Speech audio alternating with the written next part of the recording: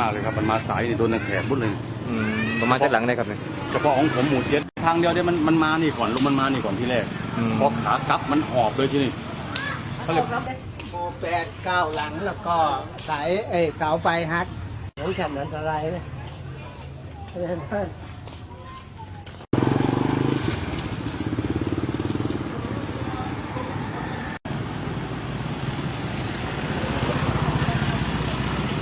นี่มันครั้งที่2ครั้งแรกมันผ่านไปแล้วนี่ครั้งที่2นี่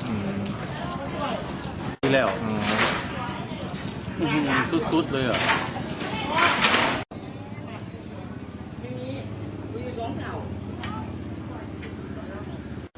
บอกอย่างนี้น่ะ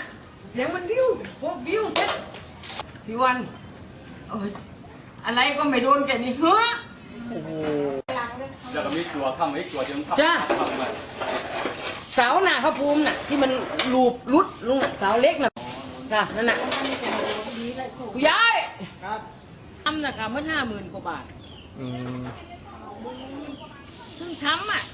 ต้องช่วงเย็นนะเอาเลยครับไปเลยครับได้